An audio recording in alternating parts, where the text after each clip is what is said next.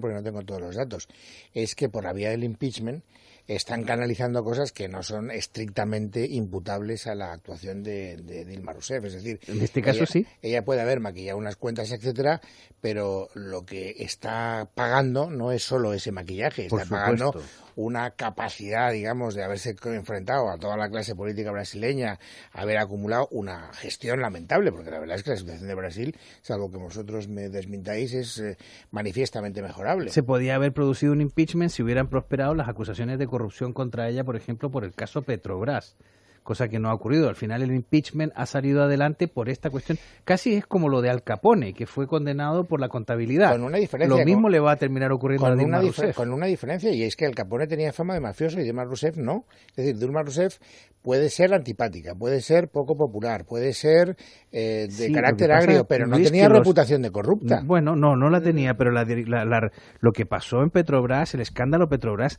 que ha salpicado a los más importantes de los inversores y dueños de bancos de Brasil, algunos de los cuales están en la cárcel ahora mismo, se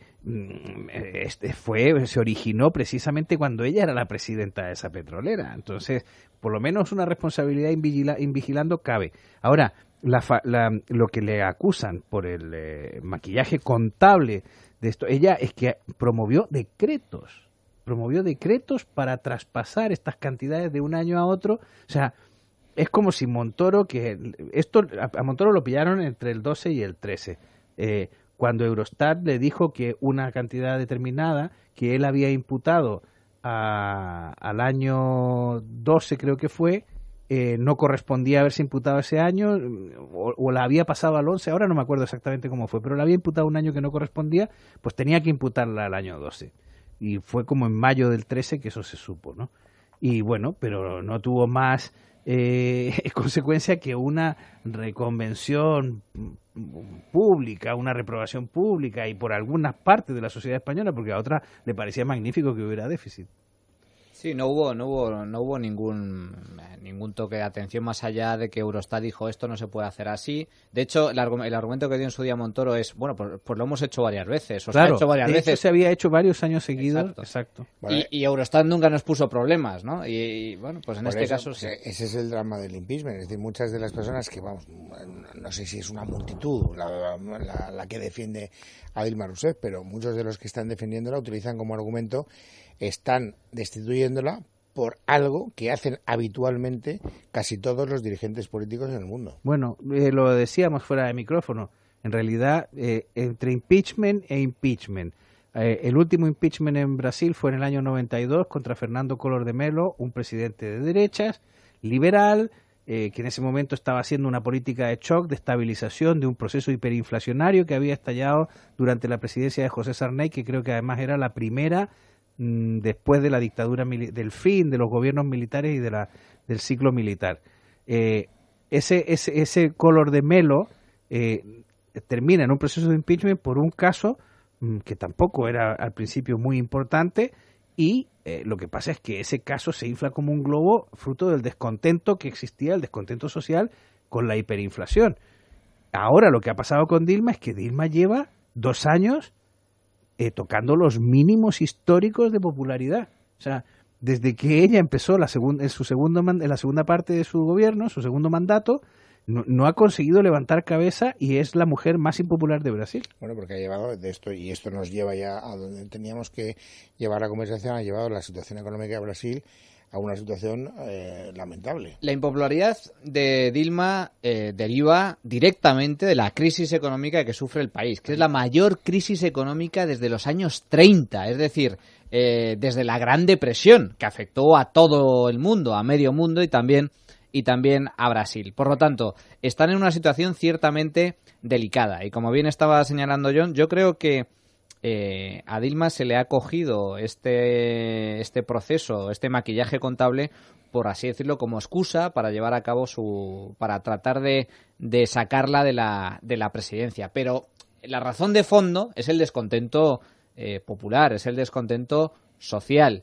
Y yo creo que también alentado además por el ambiente de corrupción que está existiendo en Brasil. Hay que recordar que el caso Petrobras es el más grave de la historia de Brasil. Estamos hablando de miles de millones de dólares, porque Petrobras es una petrolera pública que maneja un pastizal brutal y, bueno, similar a lo que ha pasado en PDVSA, en la PDVSA venezolana, y cuyos dirigentes están acusados de desvío de fondos, de corruptelas, etcétera, siendo la petrolera estatal la última responsable de, al menos desde el punto de vista político, de este desaguisado es Dilma. Claro, en un ambiente de crisis económica, y de eso en España sabemos mucho, en un ambiente de crisis económica, de descontento social, de recesión, de aumento del desempleo, de aumento de impuestos, que estalle un caso de corrupción de estas características enerva al personal.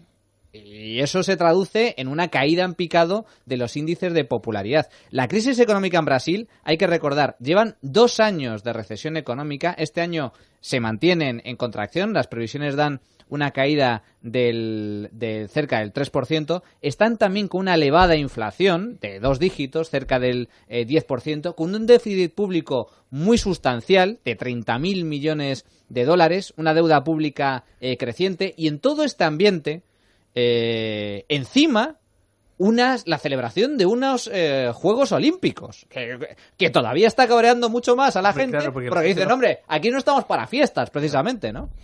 Bueno, lo cierto es que han celebrado los inversores o quien diablos celebre este tipo de cosas el impeachment de Dilma Rousseff. El real se ha revalorizado y esto no sé si es como consecuencia del alivio que produce verte liberada de una dirigente que no estaba acertando, o por la expectativa o por la esperanza que despierta su sucesor. Bueno, ya se venía dando en las últimas semanas un patrón que era que avanzaba el proceso de destitución de Dilma y la bolsa subía. Y el real también. Y el real también. A mí me da la impresión de que la crisis acaba de comenzar. O sea, sobre todo porque Dilma ha dicho que lo que está en marcha es un golpe de Estado. Esto es muy distinto a la forma en que Collor de Mello y la derecha se tomaron la destitución en los años 90. No, en ese momento no se habló de golpe de Estado, o sea, y venían saliendo de un régimen militar, ojo, ni se habló de golpe de Estado ni nada, y ahora se vuelve a hablar de golpe de Estado. Yo creo que eso, o sea, lo peor que podría ocurrir es que la democracia brasileña y la institucionalidad brasileña saliera tocada de toda esta historia y no demostrara que es capaz de resistir a un cambio en la cúpula del poder o a un cambio limpio en la cúpula del poder, ¿no? Porque eso sí que terminaría por hacer... La crisis al final se irá, pero sobre todo se irá más rápido si las instituciones permanecen o salen mejor situadas de lo que estaban, ¿no? Pero un cambio institucional nos lleva a los ciclos que hemos tenido durante el siglo XX en Latinoamérica, en el que caía el régimen, no caía el gobierno, caía el régimen completo, caía el sistema económico, caía el sistema judicial, caía el sistema político completo, pasaban de parlamentarismo a presidencialismo, pasaban de federalismo a países unitarios, pasaban de...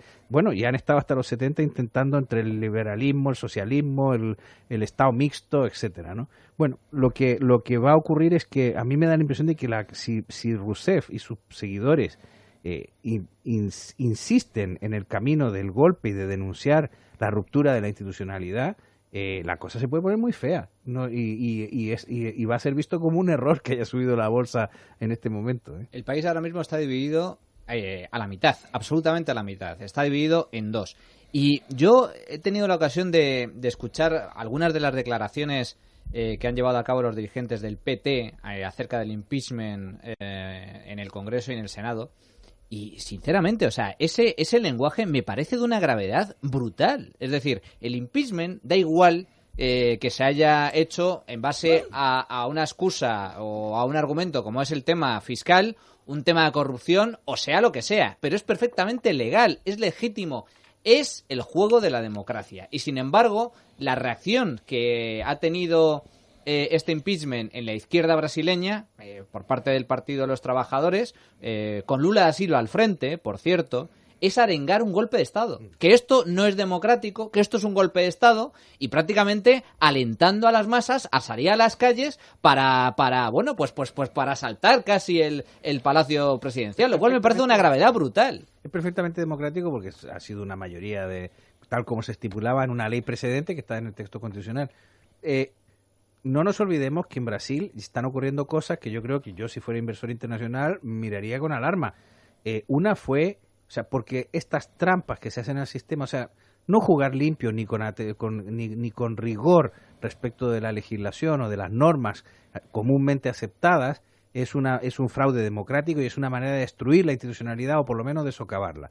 Cuando Dilma nombró a Lula ministro para intentar buscar que tuviera fuero y que dejara de ser perseguido judicialmente, tremendo. Bueno, yo creo que le hizo un flaco favor a la institucionalidad de Brasil y a la democracia brasileña, porque prácticamente lo que hizo fue burlarse de la justicia al intentar sustraer, y la justicia descubrió la trampa e impidió su nombramiento como ministro.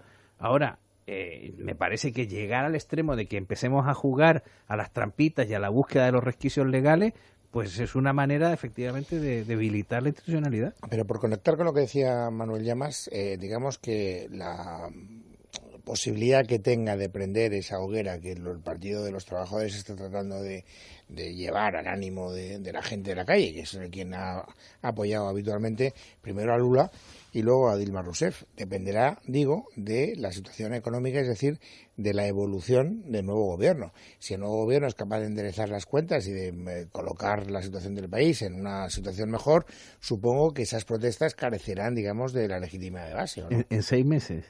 Yo creo que aquí hay dos factores que creo que pueden ser muy interesantes. En primer lugar, Lula ha vuelto a la primera línea de la política brasileña.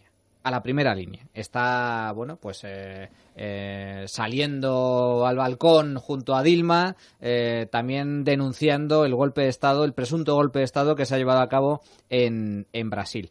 Hay que recordar que Lula está metido en un proceso de corrupción, es decir, está acusado de un caso de corrupción muy grave relacionado con el tema Petrobras. Y Lula sigue teniendo mucho gancho dentro de Brasil, dentro de la población, puesto que al fin y al cabo tuvo la suerte de que cuando él dejó la presidencia la economía brasileña iba como un tiro. Es cierto que subido a una ola de burbuja que luego se demostró insostenible, pero eso queda en el recuerdo. Y el segundo factor es el de la crisis económica. Dilma juega con un factor en contra, y es que su gestión ha sido nefasta, su popularidad está por los suelos y la crisis económica brasileña es muy sustancial. Pero ahora queda una segunda derivada. La cuestión es que Dilma no ha hecho absolutamente nada o muy poco para combatir esa crisis económica. El que va a tener que hacerlo es su sustituto. Va a tener que poner en marcha una serie de reformas muy impopulares, como por ejemplo la reforma de las pensiones. El sistema de pensiones público brasileño es uno de los más generosos de América Latina. Para empezar, no hay una edad mínima de jubilación. Si cumples una serie de requisitos, te puedes jubilar con 50, con 40 o con 73. Da exactamente igual, pero no hay una edad mínima. En segundo lugar, hay que afrontar el recorte drástico del gasto público. Y eso son medidas que va a tener que tomar ahora.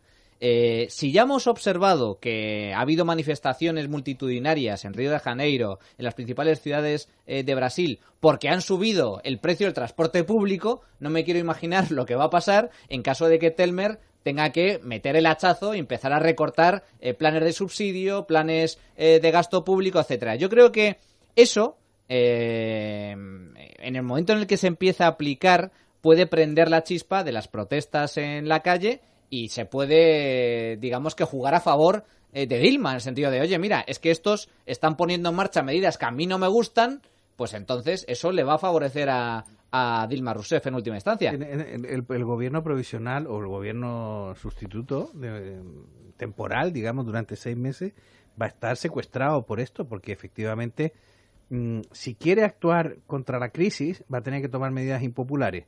Eso va a favorecer a los que van a tener la postura más fácil de criticarle por las medidas impopulares que va a tomar, que son precisamente las que Dilma no quiso tomar.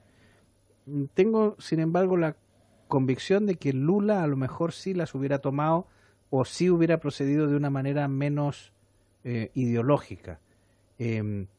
Ahora, evidentemente no va a ser fácil en los próximos 6 meses. No van a ser fácil para la economía brasileña y va a ser una situación pues de parlamento colgado y de y de país un poco secuestrado, ¿no? Como lo que nos está pasando a nosotros. Pero vamos a ver, dejadme que yo exteriorice mi perplejidad por el planteamiento que hacéis.